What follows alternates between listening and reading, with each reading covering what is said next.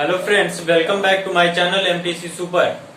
आज मैं एक न्यू टॉपिक के साथ आपका स्वागत करता हूं अपने यूट्यूब चैनल पर। आज मैं आप लोगों को बताने वाला हूं कि गॉस का प्रमेय क्या होता है, जो कि चैप्टर नंबर 2 है, कक्षा 12 का फिजिक्स का। ये चैप्टर नंबर 2 में सेकेंड टॉपिक चला है। इससे फर्स्ट जो टॉपिक था वो वैद्युत फ्लक्स था। अब इसके बाद हमारा न्यू टॉपिक है गॉस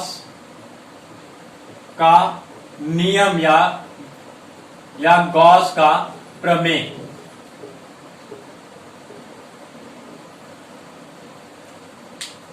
गॉस ने यह बताया था कि अगर मान लीजिए कोई बंद पृष्ठ है, गॉस का जो फुल नेम होता है फ्रेडरिक गॉस होता है। इसके अनुसार गॉस ने यह बताया था कि किसी बंद पृष्ठ से होकर गुजरने वाला वैद्युत फ्लक्स तथा उस पृष्ठ से बद्ध कुल वैद्युत आवेश होगा, उन दोनों के बीच में एक परिणात्मक संबंध निकाला था।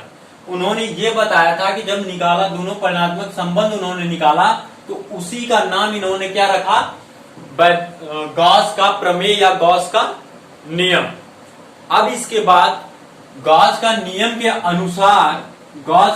के अनुसार उन्होंने ये बताया कि यदि मान लीजिए कोई भी बंद पृष्ठ दिया गया हो, किसी बंद पृष्ठ से कोई वैद्युत फ्लक्स क्या हो रहा है, वहां से पास कर रहा है, गुजर रहा है, तो उसमें जो वैद्युत फ्लक्स होगा उस बंद पृष्ठ का, उनके बीच में एक संबंध स्थापित होगा कि ये संबंध है फाई ई बराबर क्यू अपान एप्सिलॉन नॉट। उन्होंने ये बताया था कि जो टोटल आवेश होगा वो 1 अपान एप्सिलॉन नॉट के बराबर होगा।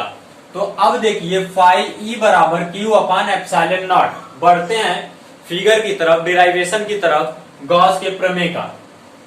तो जब हम इसका प्रूफ निकालेंगे उससे पहले हम आपसे ये बता दें कि जो फिगर यहाँ पर ड्रा किया गया है ये आप कैसे ड्रा करेंगे। तो सबसे पहले आप क्या करेंगे, एक प्लस क्यू चार्ज ले लीजिए, यहाँ पर देखिए हमने लिया है। फिर उसके बाद जब हम क्या करेंगे, प्लस क्यू चार्ज लेंगे और वहां पर हम क्या करेंगे, एक बंद पृष्ठ लेंगे।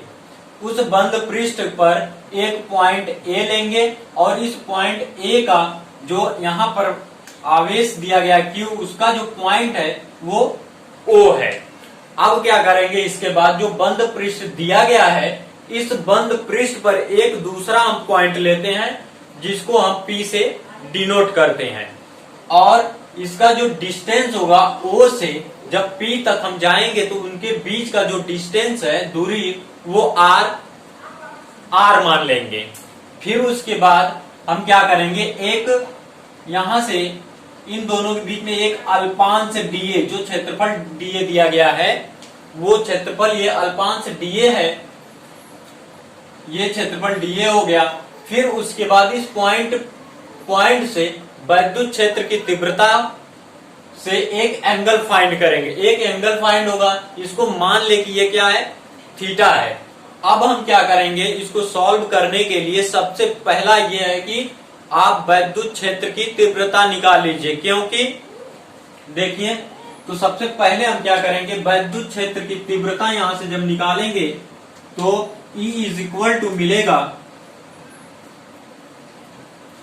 1 upon 4 pi epsilon naught Q upon R square. Equation number 1, plus Q आवेश के कारण बिंदु P पर वैद्युत क्षेत्र की तीव्रता E बराबर 1 upon 4 pi epsilon naught Q upon R square. अब बढ़ते हैं आगे की तरफ। अगर मान लीजिए ये वैल्यू मिल गया, अब हम क्या कर रहे हैं कि इस जो बंद पृष्ठ दिया गया है A, इससे जो वैद्युत फ्लक्स है वो बाहर की तरफ निकल रहा है। जब वैद्युत फ्लक्स क्या होगा, बाहर की तरफ निकलेगा, तो हमें एक इक्वेशन मिलता है फाई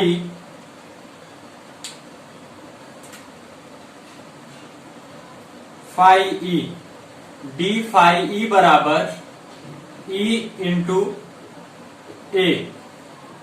वेक्टर फॉर्म हटाएंगे तो ये हो जाएगा E into A E D A cos theta. ये आपको समझ में आ गया कि यहां से हम क्या करें, डी फाई क्यों लिए हैं, क्योंकि यहां पर जब वैद्युत फ्लक्स है वो बाहर की तरफ निकल रहा है, सिर्फ बाहर वाले काम लिए हैं वैद्युत फ्लक्स। फिर उसके बाद हम टोटल वैद्युत फ्लक्स निकालेंगे, जबकि पूरे बंद पृष्ठ से वैद्युत फ्लक्स बाहर की तरफ जाएगा। तो उस कंडीशन पर जो वैद्युत फ्लक्स होगा वही हमें फाइंड करना है। सबसे पहले हम क्या करेंगे, इस पॉइंट P से बाहर की तरफ वैद्युत फ्लक्स जो जा रहा है उसको हम निकाले हैं। तो इतना हो गया। अब यहां से हम क्या करेंगे, समीकरण 1 से, इस समीकरण 1 से E का मान यहां पर रख दीजिए। तो दिया है 1/4 पाई epsilon not Q upon R square into DA cos theta. अब उसके बाद हो जाएगा Q upon 4 pi epsilon not DA cos theta divided by R square. आप जानते होंगे कि यहां से जो अल्पांश DA दिया गया, अल्पांश मीन्स जानते ही बहुत ही कम, यहां से जो क्षेत्रफल दिया गया है, जो P पॉइंट पर हम क्षेत्रफल लिए हैं, उसके द्वारा यहां पर डी ओमेगा जो कि हमारा क्या है, घनकोण है। तो उस कंडीशन पर जो घनकोण का फार्मूला होता है डी ओमेगा बराबर D A cos theta, D omega बराबर होगा D A cos theta upon R square. तो यहां से हम क्या करेंगे, D omega is equal to D A cos theta divided by R square का जो मान होगा वो हम क्या करेंगे, यहां पर पुट कर देंगे। जब मान यहां पर हम पुट करेंगे तो ये Q upon 4 pi epsilon not और यहां से हो जाएगा डी ओमेगा, ये वैल्यू मिलेगी हमें डी फाई ई का। अब क्या करेंगे, हम संपूर्ण पृष्ठ पर वैद्युत फ्लक्स निकालेंगे जब, तो उसका मान क्या होगा, चलिए देखते हैं। इसको याद रख लीजिए कितना आया है। संपूर्ण पृष्ठ के लिए निकालेंगे जब, तो वो मिलेगा हमें फाई ई बराबर पूरे का निकाल रहे हैं। जब पूरे का निकालेंगे तो ये हो जाएगा Q upon 4 pi epsilon not into D omega. अब इसको मिटा दीजिए।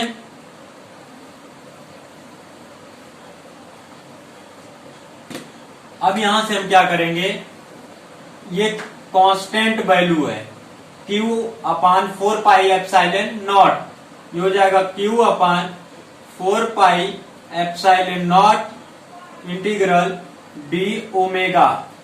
अब यहां पर हम क्या करेंगे, अगर मान लीजिए यहां पर जो दिया गया डी ए, अल्पांश जो क्षेत्रफल दिया गया डी ए, इसका मान हम निकालेंगे तो ये हमें मिलेगा, जो क्षेत्रफल डी ए दिया गया है यहां पर, उसका मान 4 पाई आएगा।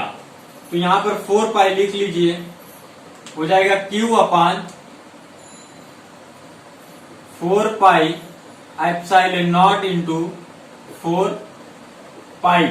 4 पाई से 4 पाई कैंसिल हो जाएगा और फाई ई बराबर हो जाएगा, फाई ई बराबर Q अपान एप्सिलॉन नॉट। यही हमें क्या करना था, प्रूव करना था। और इसी को हम कहते हैं क्या, गॉस का नियम या गॉस का प्रमेय।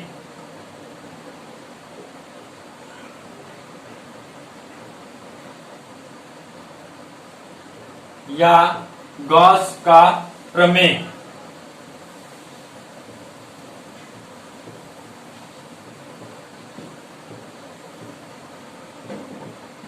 सो आई होप फ्रेंड ये वीडियो आपको अच्छा लगा होगा। प्लीज हमारे वीडियो को लाइक, शेयर और सब्सक्राइब कर दें। Thank you friends.